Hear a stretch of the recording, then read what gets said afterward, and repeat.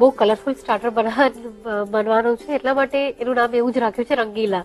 Ingredients માં શું શું લીધું છે? બોઇલ પટેટો છે, બોઇલ કોર્ન છે, ફુદીનાની ચટણીનું સ્ટફિંગ છે, સેવ છે જે ટમેટો વાળી સેવ છે એ લીધી છે અને નોર્મલ સાદી સેવ લીધી છે, ટમેટો કેચઅપ છે અને બીજું રૂટીન આપણે જે મસાલાને વગેરે યુઝ કરીએ છીએ. કેટલી વારમાં રેડી થઈ જશે? બસ 5 થી 10 મિનિટ. ચલો તો કરી જ દે, રાહ નથી જોવી બિલકુલ. હાજી. સૌથી પહેલા આપણે એનું સ્ટફિંગ રેડી કરીએ. 2 ટેબલસ્પૂન મકાઈના દાણા, 2 ટેબલસ્પૂન ચીઝ. પ્રોસેસ ચીઝ લઈએ છે? હા બિલકુલ પ્રોસેસ ચીઝ છે. 2 ટેબલસ્પૂન પુદીનાની ચટણી. બરાબર પહેલા મિક્સ કરી લઈએ. ઓકે.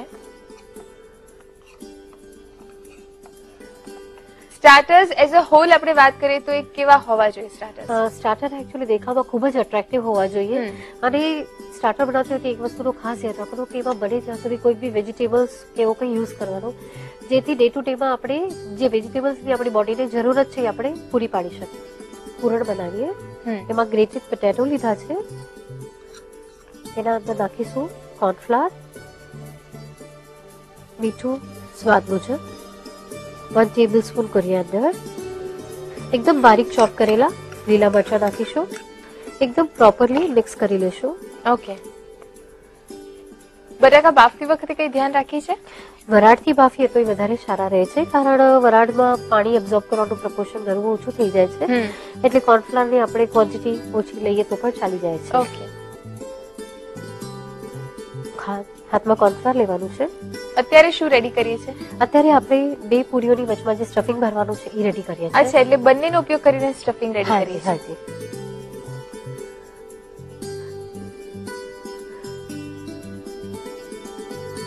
આજે આપણે બનાવ્યું છે સ્ટફિંગ અંદર સ્ટફ કરીએ. ઓકે. સ્ટફિંગમાં તમે જે ચટણીનો ઉપયોગ કર્યો છે ગ્રીન ચટણી એ કઈ રીતે રેડી કરીએ છીએ? નોર્મલ આપણે જેવી રીતે રેડી કરીએ છીએ દાળિયા લઈ મરચાંને પીસી લેવાના છે અને પછી ફુદીનો જેટલું પ્રમાણમાં લઈએ છીએ એટલા જ પ્રમાણમાં કોથમીર લેવાની છે. ઓકે. હવે બધાની ઘણી વખત કમ્પ્લેન હોય છે કે ચટણી કાળી પડી જાય છે. તો એની માટે એક સિમ્પલ આઈડિયા તને બતાવી દઉં. તો જ્યારે તમારું દાળિયા અને મરચાં પીસાઈ જાય એટલે તરત લીંબુ નીચોડી નાખવાનું અને પછી જ કોથમીર અને ફુદીનાને મિક્સ કરી અને ગ્રાઇન્ડ કરવાનું. તો એને લીધે તમારી ચટણી બિલકુલ બી કાળી નહીં પડે, એવી ને એવી ગ્રીન રહેશે. ઓકે. મીડિયમ સાઈઝના ગોળા વાળી લઈએ. હા, મીડિયમ સાઈઝના ગોળા લઈએ છે. ખાસ ધ્યાન રાખવાનું કોર્નફ્લાવર લઈ અને પછી સ્ટાર્ટ કરશું. બહુ બધું કોર્નફ્લાવર આમાં એડ નહીં કરી દેવાનું. સ્ટફિંગમાં કોઈ વેરિએશન લેવું હોય તો શું લઈ શકીએ? જેમ કે તમે મકાઈ છે, ગ્રીન ચટણી ને ચીઝ નું બ્લેન્ડિંગ કર્યું છે તો એમાં બીજું શું નવું થઈ શકે?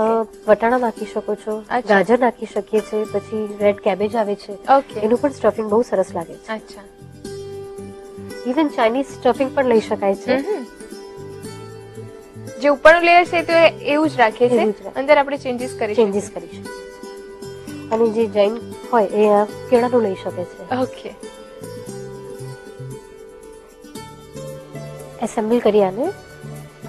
આ સેવપુરીની પૂરી છે એના વચમાં આને મૂકી અને ઉપર મેંદાના લોટની નોર્મલ જે હોય છે એ અને આવી રીતે એને બરાબર પ્રેસ કરી લેશું.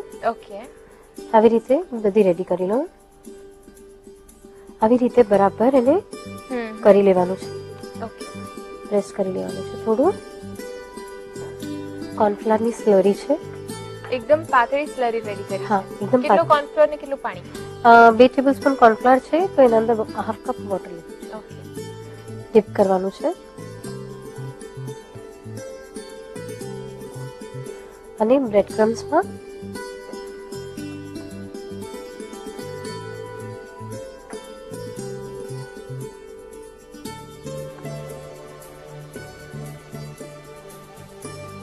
કેટલા બ્રેડ ક્રમ્સ જોઈશે આપણે? અરાઉન્ડ 1/4 કપ ઇનફ થઈ જશે.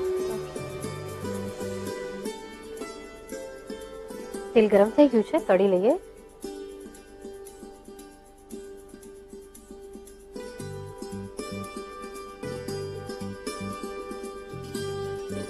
અને બહુ ડાર્ક નથી કરવાનું. જો ડાર્ક બહુ વધારે તળાઈ જશે ને તો ખાવાની એની મજા નહીં આવે. ઓકે.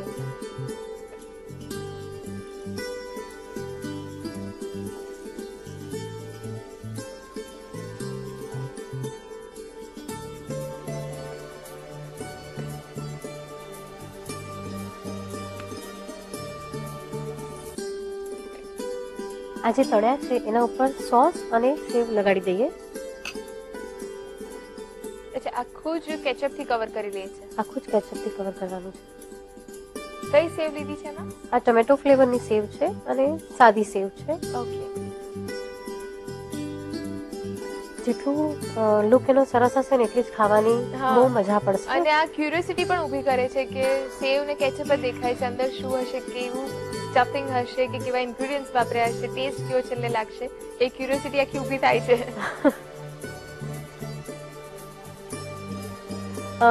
અગર પાલક પસંદ હોય તો પાલકની સેવ પણ નાખી શકાય છે એમાં, એ પણ બહુ જ ફાઇન લાગે છે.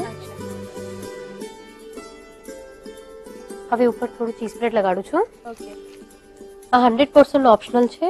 અચ્છા, નાખવું હોય તો જ નાખજો. ચીઝ બ્રેડ ને કોર્નમાં ભરીને આ રીતે ગાર્નિશ કરીએ છીએ.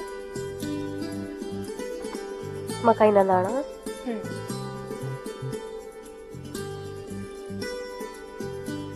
કોથમરી નાખી. ઓકે. સ્ટફિંગમાં જે ત્રણેય વસ્તુ લીધી છે એનાથી જ ગાર્નિશિંગ કરીએ છીએ. ચીઝ, મકાઈ ને કોથમરી.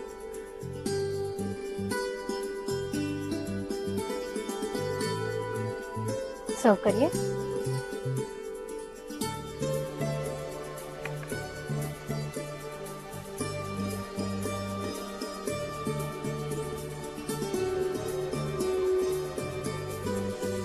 પ્લેટમાં નીચે પનીરને ગ્રેટ કરીને રાખ્યું છે, ઉપર રેડ અને યલો કેપ્સિકમ અને ગાજરથી ડેકોરેટ કર્યું છે. એટલે જ આ ડીશનું નામ મેં રંગીલા રાખ્યું છે. બહુ જ બધા કલર્સ આવી ગયા છે, ઘણા બધા કલર્સ યુઝ કર્યા છે. અને આને તમે કોઈ પણ ડ્રિંક અથવા મોકટેલ સાથે સર્વ કરી શકો છો. બહુ જ અમેઝિંગ લાગે છે. અચ્છા, અગાઉ તમે જે સૂપ રેડી કર્યો થાઈ સૂપ, એની સાથે આ જાય છે? ના, આ કમ્પ્લીટલી ઇન્ડિયન સ્ટાર્ટર છે. ઓકે. અને પેલું થાઈ સ્ટાઇલનું છે. ઓકે. તો તૈયાર છે રંગીલા.